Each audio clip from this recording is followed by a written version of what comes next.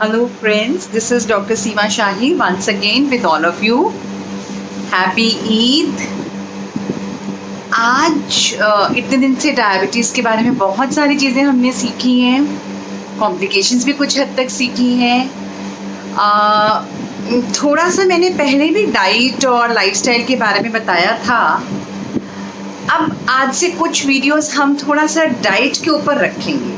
मेरा मन है कि थोड़ा डाइट्स के बारे में डिस्कस करें कि डायबिटिक्स को क्या डाइट्स लेनी चाहिए और क्या क्या ऐसी डाइट्स और ऐसी आ गई हैं जिनको लेने से वेट लॉस तो होता ही है और वेट लॉस के अलावा शुगर लेवल्स कंट्रोल में भी आ जाते हैं एंड डायबिटीज़ रिवर्सल भी देखा जा रहा है। तो बेसिक डाइट्स क्या हैं? आज मेरा मन नहीं है बेसिक डाइट्स के बारे में डिस्कस करने का। I will surely discuss in my next video, may be tomorrow. और मेरा बड़ा मन कर रहा है कि आज बड़ी आजकल ये चली हुई है कीटोजेनिक डाइट, तो थोड़ा सा कीटोजेनिक डाइट के बारे में मैं आप सबको बताऊं। तो बहुत मन कर रहा है इस तरीके की डाइट के बारे में बताने का, इसलिए आज पहले कीटोजेनिक डाइट के बारे में बात करते हैं। उसके बाद वेगन डाइट के बारे में भी बात करेंगे जो बिल्कुल वेजिटेरियन होती है, उसका क्या रोल है, डायबिटिक्स के ऊपर क्या रोल है, वेट लॉस में क्या फ़र्क पड़ता है। तो अभी कुछ वीडियोस हम ये डाइट पर करते हैं, तो that would be quite beneficial for all of us, है ना। तो चलिए स्टार्ट करते हैं कीटोजेनिक डाइट में। तो कीटोजेनिक डाइट जो है ये 1924 में आ गई थी और ये पहले एपिलेप्सी के पेशेंट्स में यूज़ करी जाती थी। अब धीरे धीरे हम देख रहे हैं कि आजकल कीटोजेनिक डाइट का चलन बहुत ज़्यादा बढ़ गया है, यानी कि अब कुछ लोगों में बहुत ज़्यादा है कीटोजेनिक डाइट के लिए। कीटोजेनिक डाइट अच्छी है, आई मीन हर चीज़ के प्रोस एंड कॉन्स तो होते ही हैं, तो ऑब्वियसली अच्छी तो है ही है, तभी इतनी चल रही है। और इसमें सबसे बड़ी बात ये है कि कीटोजेनिक डाइट, जैसे मैंने पहले बोला कि एपिलेप्सी में यूज़ होती थी, आजकल ये वेट लॉस के लिए भी यूज़ होती है और कहा जाता है कि इससे डायबिटीज़ रिवर्सल भी हो जाती है ना। यानी कि या तो प्री डायबिटिक जो हैं वो वापस नॉर्मल में आ जाएंगे, या जो अभी बिल्कुल इनिशियली टाइप 2 डायबिटिक्स हैं उनमें भी रिवर्सल देखी जा रही है। तो अब ये कीटोजेनिक डाइट होती क्या है? तो अब इसकी कॉम्पोजिशन क्या होती है? इसका मतलब कीटोजेनिक डाइट होती क्या है, तो मतलब इसकी कॉम्पोजिशन क्या होती है? तो as the name itself suggest, keto यानी कि कीटोन्स यानी कि लिपिड्स। तो इसमें ये हो गया कि this is a fat rich diet, इसमें हम बहुत ज़्यादा फैट दे रहे हैं पेशेंट को, और it is a fat rich diet. और इसमें कार्बोहाइड्रेट की मात्रा हमने बहुत कम कर दी है।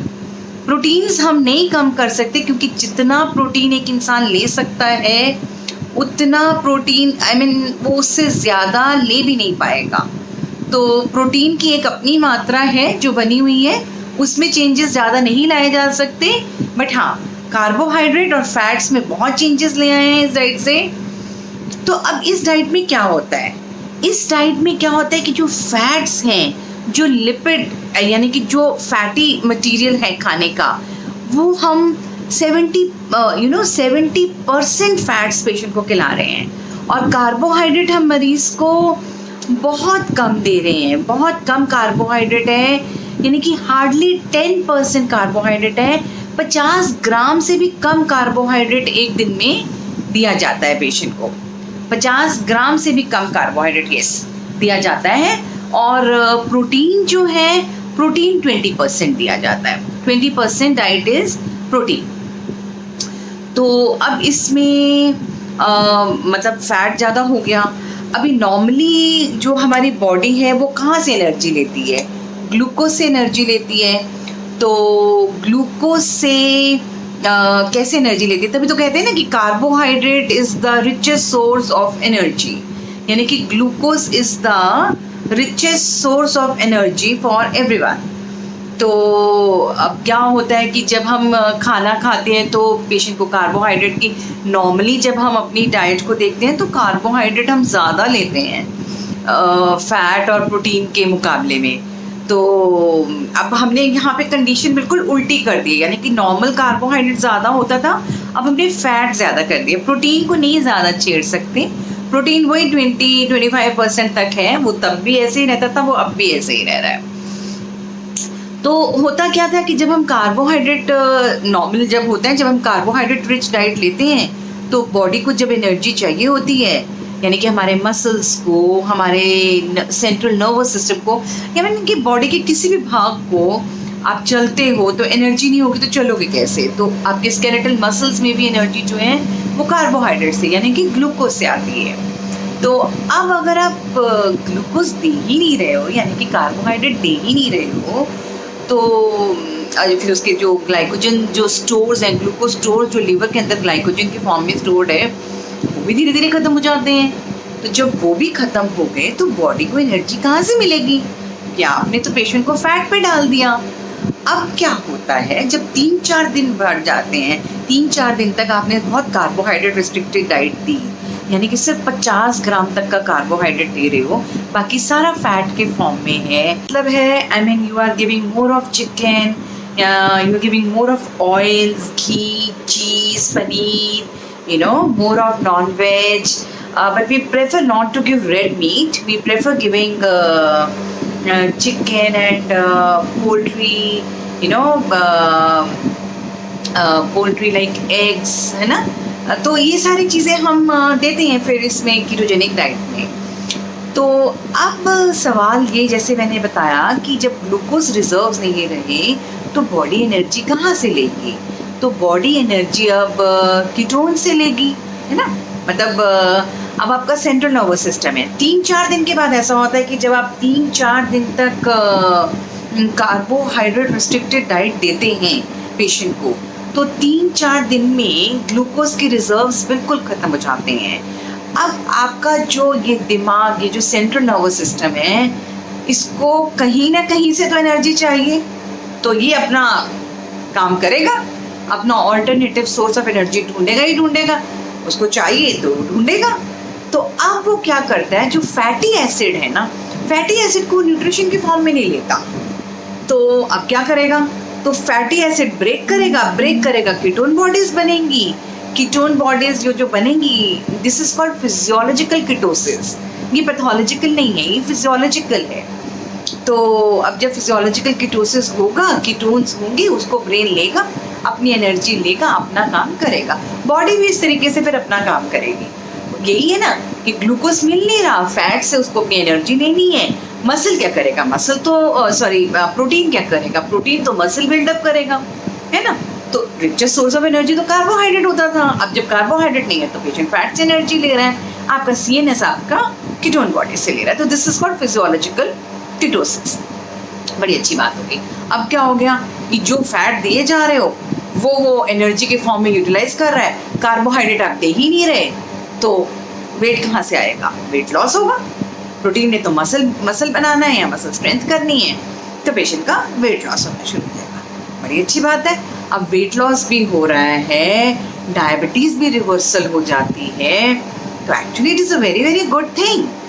तो बट कई स्टडीज़, कई रिसर्चेस, वो होता है ना कहीं से एक तो कोई तो समथिंग एक्सेप्शन तो आनी होती है, कोई चीज़ हो रही होती है, उसके ऊपर कुछ तो होना ही होता है। तो कुछ स्टडीज़, कुछ रिसर्चेस कहती हैं ऐसा कुछ नहीं होता, कीटोजेनिक डाइट का कोई लेना देना नहीं है, कार्बोहाइड्रेट रिस्ट्रिक्ट करके कोई मेटाबॉलिक चेंजेस नहीं आती, वेट लॉस तो आप कैलोरी रिस्ट्रिक्टेड डाइट खा रहे हो और प्रोटीन से आपको खूब सेटिस्फैक्शन मिल रही है, तो वेट लॉस हो रहा है। तो अब क्या किया जाए? तो certain more studies are needed कि भाई इसको वैलिडिटी पक्की दें कि भाई कीटोजेनिक डाइट से कितनी वैलिड है, देने के लिए कुछ और स्टडीज़ की ज़रूरत तो है, बिकॉज दूसरे लोगों ने अपना वो डाल दिया पॉइंट, है ना? चलिए हम अपनी बात यहाँ तक रखते हैं। हमने मैकेनिज्म आपको समझा दिया कि कीटोजेनिक डाइट होती क्या है, क्या क्या खाते हैं, और डाइट में क्या क्या चेंजेस करेंगे, और फिर आपका कैसे मैकेनिज्म से आपका वेट लॉस या डायबिटीज़ रिवर्सल होगी। अब है कुछ क्लासिफिकेशन भी है। अब कितने तरीके की कीटोजेनिक डाइट है? 4 तरीके की सबसे पहले है स्टैंडर्ड कीटोजेनिक डाइट, दूसरी है साइक्लिकल कीटोजेनिक डाइट, तीसरी है टारगेटेड कीटोजेनिक डाइट और चौथी है हाई प्रोटीन कीटोजेनिक डाइट। तो स्टैंडर्ड कीटोजेनिक डाइट जैसे कि नाम बता रहा है, ये एक स्टैंडर्ड चीज़ है। स्टैंडर्ड चीज़ है, जैसे मैंने आपको बताया कि फ़ैट ज़्यादा खिलाया जाएगा, यानी कि फ़ैट की मात्रा आपके खाने में 70% होगी, प्रोटीन 20% होगा और 10% सिर्फ आप कार्बोहाइड्रेट ले रहे। तो ये हो गई आपकी स्टैंडर्ड कीटोजेनिक डाइट। अब दूसरी है आपकी साइक्लिकल कीटोजेनिक डाइट। अब साइक्लिकल क्या हो गई, एक कीटोजेनिक साइकिल चल रही है, आप कीटोजेनिक डाइट ले रहे हो, बीच में आपको कहीं ना कहीं कार्बोहाइड्रेट घुसाना है। तो कैसे घुसा रहे हो आप 5 दिन पेशेंट को कीटोजेनिक डाइट दे रहे हो और 2 दिन उसको खूब कार्बोहाइड्रेट खिला रहे हो। ये भी बड़ा बेनिफिशियल है, इससे भी काम होता है, ये वेट लॉस भी कराता है और ये डायबिटीज़ को भी ठीक करता है। मैंने ठीक करता है, हमेशा रिवर्सल नहीं होता। डायबिटीज़ जो आपकी है वो कंट्रोल में भी आ जाती है, कुछ दवाइयाँ भी कम हो जाती हैं, कई दफ़ा रिवर्सल भी हो जाता है। तो ये हो गई साइक्लिकल कीटोजेनिक डाइट। अब है टारगेटेड कीटोजेनिक डाइट। अब टारगेटेड का मतलब है कि किसी चीज़ को टारगेट करना है।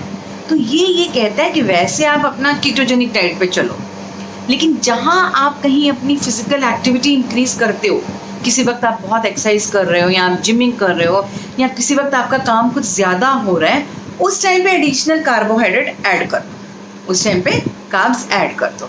तो इसको कहते हैं टारगेटेड कीटोजेनिक डाइट। सिर्फ एक टारगेट पे आपने कार्बोहाइड्रेट देना है। अब हो गई हाई प्रोटीन कीटोजेनिक डाइट। अब हाई प्रोटीन भी वही है, थोड़ा सा चेंज है, हेर फेर थोड़ा सा स्टैंडर्ड से।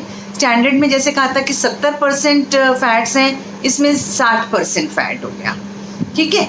और प्रोटीन स्टैंडर्ड में हमने कहे थे 20% है, इसमें प्रोटीन हो गए 35%।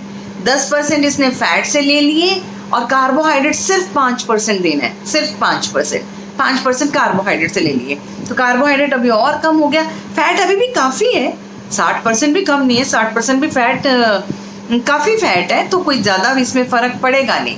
मतलब ये कहा जाता है कि जो स्टैंडर्ड और हाई प्रोटीन कीटोजेनिक डाइट है यही एक्सटेंसिवली यूज़ होती हैं।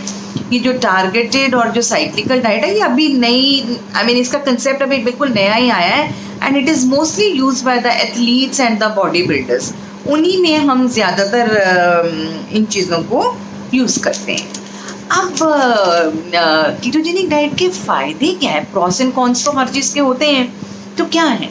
देखिए, ये देखा जाता है कि जो लोग कीटोजेनिक डाइट लेते हैं उनका ट्राइग्लिसराइड लेवल तो गिरता है, और ट्राइग्लिसराइड ही होता है डायबिटिक्स में जो बहुत ज़्यादा बढ़ जाता है। तो डायबिटिक डिसलिपिडीमिया का सबसे मेन फोरमोस्ट चीज़ है rise in the TG levels. तो ये टीजी लेवल्स को तो घेर देता है, बड़ी अच्छी बात है। अब ये देखा जाता है कि जब आप नॉर्मल डाइट लेते हो, आपने खूब, हमारे इंडिया में south east Asia, south Asians में कार्बोहाइड्रेट ज़्यादा ही खाया जाता है। तो आप चावल, रोटी, यानी कि चावल और ये कनक, वीट, है ना, ये इन्हीं चीज़ों का सेवन ज़्यादा होता है। तो आपने जब कार्बोहाइड्रेट ज़्यादा लिया तो क्या हुआ, आपकी बॉडी में इंसुलिन भी ज़्यादा सिक्रीट हुआ। अब कार्बोहाइड्रेट ज़्यादा है, शुगर लेवल ज़्यादा है, तो बॉडी का डिफेंस मैकेनिज्म पहला अपना यही है कि भैया इंसुलिन ज़्यादा सिक्रीट हो जाएगा। तो इंसुलिन भी ज़्यादा सिक्रीट हो गया क्योंकि उसको शुगर लेवल्स तो पोस्टप्रांडियल नीचे करने ही है ना, तो अब इंसुलिन ज़्यादा हो गया। अब ये देखा जाता है कि कुछ एक ऐसा एंजाइम है जिसको हम कहते हैं 3-हाइड्रोक्सी 3-मिथाइल ग्लूटेरिल रिडक्टेस। ये एंजाइम है, ये जब एक्टिवेट हो जाता है तो ये आपके शरीर के अंदर कोलेस्ट्रॉल सिंथेसिस करने शुरू हो जाता है, यानी कि एंडोजीनस कोलेस्ट्रॉल सिंथेसिस होता है। अब अगर इंसुलिन, और ये एक्टिवेट किससे होता है, इंसुलिन से एक्टिवेट होता है।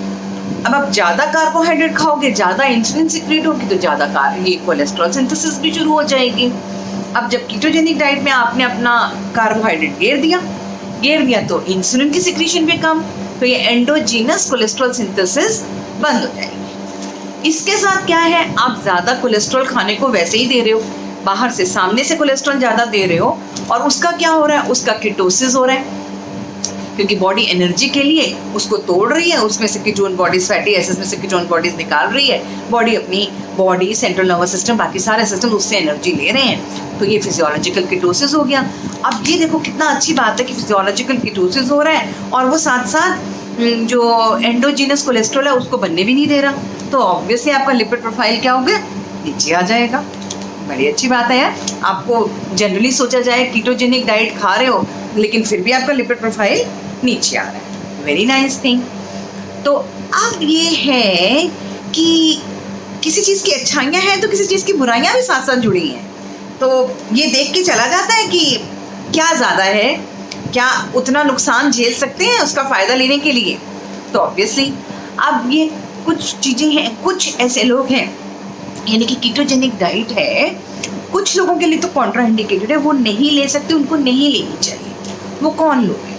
जिनको एक्यूट पैनक्रेटाइटिस है, जिनको लिवर फेलियर है, जिनकी फैट मेटाबॉलिज्म में परेशानी, बिकॉज सारा खेल तो फैट मेटाबॉलिज्म का ही है।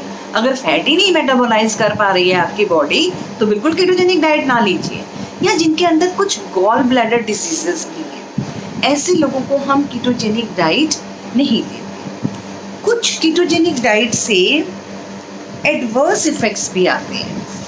अब क्या एडवर्स इफेक्ट्स आते हैं? सबसे पहली बहुत इम्पॉर्टेंट बात है कि जिन लोगों को डायबिटिक्स को स्पेशली आप कीटोजेनिक डाइट पर डाल रहे हो ना, तो उनको ये समझा के डालो कि वो अपना जो खाना कीटोजेनिक तो खा रहे हैं, जो अपनी दवाइयाँ हैं, जो ऑलरेडी वो इंसुलिन पर हैं या ओरल हाइपोग्लाइसेमिक ड्रग्स पर हैं, उनमें थोड़ी सी तब्दीली लानी पड़ेगी, उनमें थोड़ी सी चेंजेस लानी पड़ेंगी। क्योंकि अगर आप ड्रग देते जाओगे वैसे ही और कीटोजेनिक डाइट दोगे, पेशेंट बिल्कुल हाइपोग्लाइसीमिया में चला जाएगा। तो इस चीज़ का बहुत ज़्यादा ध्यान रखना पड़ेगा आपको कि पेशेंट हाइपो में ना चला जाए। हाइपो में गया पेशेंट आपका हाई शुगर लेवल्स वाले पेशेंट से ज़्यादा खतरनाक होता है। इसलिए ये ध्यान बहुत ज़्यादा रखना है कि डायबिटिक पेशेंट्स को अगर कीटोजेनिक डाइट दे रहे हो तो उनके ड्रग्स में चेंजेस कर दो, पेशेंट गलती से भी वो गलती ना हो कि मरीज़ हाइपोग्लाइसीमिया में चला जाए। अब कुछ होते हैं एडवर्स इफेक्ट्स। अब क्या एडवर्स इफेक्ट्स होते हैं कीटोजेनिक डाइट के? बहुत पेशेंट्स कंप्लेन करते हैं कि मेरे मसल क्रैम्प्स हो रहे हैं, यानी कि मसल्स में बहुत पेन हो रही है। कुछ लोगों को बैड ब्रेथ आना शुरू हो जाता है, मुंह से बड़ी गंदी स्मेल आती है। अब मुंह से गंदी स्मेल क्यों आती है? आपको ये सवाल पूछना चाहिए और है कि जब आपका प्रोटीन, ऑब्वियसली पेशेंट ज़्यादा क्या ले रहा है, प्रोटीन और फैट ले रहा है, तो प्रोटीन ब्रेक डाउन होगा तो क्या निकलता है? अमोनिया। अब वो अमोनिया कई दफ़ा आपकी ब्रेथ में, आपकी exhale, you are exhaling ammonia, तो ऑब्वियसली उसकी स्मेल होती है। फिर जो कीटोन बॉडीज़ होती है ना, उनकी भी एक टिपिकल स्मेल होती है, इसलिए पेशेंट स्टार्ट्स ब्रीदिंग बैड, गंदी स्मेल उसके मुंह से आती है ना। फिर कुछ मरीज़ों को इससे कॉन्स्टिपेशन भी हो जाती है। कुछ मरीज़ों को, कुछ लोगों को इससे बहुत फटीग भी हो जाता है, बहुत थकावट भी होता है, जो कि बहुत शॉर्ट लिव्ड होता है, ज़्यादा लंबे तक तो थकावट नहीं चलती है, लेकिन स्टिल ऐसा भी कुछ लोगों में पाया जाता है। और कुछ लोगों को कीटो फ्लू हो जाता है, इसको कहते हैं कीटो फ्लू। क्या होता है कीटो फ्लू? पेशेंट बड़ा इरिटेबल हो जाएगा, थका थका हो जाएगा, उसको ऐसे लगेगा जैसे हेडेक हो रहा है, नॉजिया है, वॉमिटिंग भी करता है, ब्रेन बड़ा क्लाउडी, मतलब सोचने समझने की शक्ति उतनी अच्छी नहीं रह पाती। जैसे हम कभी कभी देखते हैं ना, हमें बहुत भूख लगी है, थोड़ा सा हाइपोग्लाइसेमिक से हो रहे हैं, तो ब्रेन बड़ा क्लाउडी होता है, कन्फ्यूजन से स्टेट आ जाती है। तो इस तरीके की चीज़ें, कॉन्स्टिपेशन हो जाती है, तो इस तरीके की चीज़ें जिसको होती है, जो कीटोजेनिक डाइट पर होते हैं, उनको हम कहते हैं कीटो फ्लू। अब सबसे बड़ी इम्पॉर्टेंट चीज़ है कि जब आप पेशेंट को कीटोजेनिक डाइट पे डाल रहे हो, स्पेशली डायबिटिक पेशेंट को, तो उनकी मॉनिटरिंग बहुत ज़्यादा ज़रूरी है। अब मॉनिटरिंग किस तरीके से करोगे? आप पेशेंट की ब्लड शुगर्स चेक करोगे, आप उनकी कीटोन बॉडीज़ भी चेक करोगे। डिपस्टिक ले लो, यूरिन डिपस्टिक से उनकी कीटोन बॉडीज़ चेक करो और ब्लड शुगर उनकी रेगुलरली चेक करो। जो हेल्दी इंडिविजुअल्स हैं, जो अपना वेट लॉस के लिए कीटोजेनिक डाइट कर रहे हैं, ये चेक तो उनके लिए भी करना बहुत लाजमी है। तो पर उनका ये कि रेगुलरली नहीं करो, आप 2 हफ्ते 3 हफ्ते में उनकी ब्लड शुगर्स ले लो, कीटोन बॉडीज़ भी ऐसे चेक करते रहो। अब लेकिन सवाल उठता है, क्या ये सस्टेनेबल डाइट है? बहुत मुश्किल है अपने नॉर्मल खान पान से जाके अब सिर्फ इवन मैंने तो देखा है जो लोग सिर्फ नॉन वेजिटेरियंस भी हैं, इतना नॉन वेज ले पाना, इतना घी तेल ले पाना पॉसिबल होता नहीं है। पेशेंट इसको सस्टेन कर जाए बहुत अच्छी बात है, कुछ लोग कर जाते हैं। मैक्सिमम सस्टेनेबिलिटी 6 महीने से ज़्यादा तो वैसे भी नहीं है और 6 महीने से ज़्यादा करनी चाहिए भी नहीं। लेकिन जो लोग नहीं कर पाते इसको सस्टेन, फिर वो क्या करेंगे, थोड़ा थोड़ा कार्बोहाइड्रेट डालते जाएंगे डाइट में, धीरे धीरे करके अपने नॉर्मल में आ जाते हैं। तो नॉर्मल में आने से क्या होता है कि नॉर्मल ही वहीं पर वेट आ जाता है, वहीं पर शुगर लेवल्स भी आ जाते हैं। तो ये थोड़ा सा परेशानी वाली चीज़ तो है। सेल्फ कंट्रोल बहुत चाहिए, मॉनिटरिंग बहुत चाहिए, बहुत ध्यान देना पड़ेगा अगर इस चीज़ को करना है। पेशेंट थोड़ा थोड़ा सोशली आइसोलेट भी हो जाता है, क्योंकि क्या है ना कि हमेशा वही सब खाना है तो बाहर भी नहीं जा सकता, सब लोगों के साथ मिलना जुलना मतलब मुझे इतना फिजिबल लगता नहीं है ना। और कुछ थोड़े से इसके साइड इफ़ेक्ट्स भी हैं। साइड इफ़ेक्ट क्या है, एक तो है इसमें ना ये कीटोजेनिक डाइट से हेपेटिक इंसुलिन इंटॉलरेंस हो जाती है, मतलब हेपेटिक इंसुलिन रेजिस्टेंस हो जाता है। तो उस टाइम पे क्या होता है कि जैसे स्टीयाटोसिस, आपके लिवर में फैट आ गया है ना, तो जब लिवर में फैट आ जाता है ना तो फिर इंसुलिन क्या करता है, ग्लूकोनियोजेनेसिस तो करता जा रहा है, नया नया ग्लूकोज बन रहा है, लेकिन वो ग्लाइकोजन स्टोरेज नहीं हो रही है ना, तो ये सारी चीज़ें हैम्पर हो जाती हैं। दूसरा होता है कि माइक्रो न्यूट्रिएंट डेफिशिएंसी हो जाती है, जो मतलब ketogenic diet induces these things, micro nutrient deficiency हो जाती है। और इतना कार्डियक सेफ्टी के लिए बहुत श्योरिटी अभी भी नहीं है, सेवरल अदर स्टडीज़ अभी और बताएं तो थोड़ा सा कार्डियक सेफ्टी के लिए क्वेश्चन मार्क है। और जब आप ब्लड शुगर्स चेक करते हैं, जब आप कीटोन बॉडीज़ चेक करते हैं, तो कार्डियक पैरामीटर्स भी चेक करने ज़रूरी हैं, उनको भी भूलिएगा नहीं। तो ये हो गई बात कीटोजेनिक डाइट की। अच्छी है, संभल कर लीजिए, लेते हैं तो फिर उसको ठीक से लीजिए, लेकिन साइड इफ़ेक्ट्स को और क्या क्या प्रॉब्लम्स हो सकती हैं इनको ध्यान में रख के, किन लोगों को नहीं लेना चाहिए, जिनके लिए कॉन्ट्रा इंडिकेटेड है, इन सब चीज़ों को ध्यान में रख के फिर आप इस डाइट को ले सकते हैं। Thank you very much friends.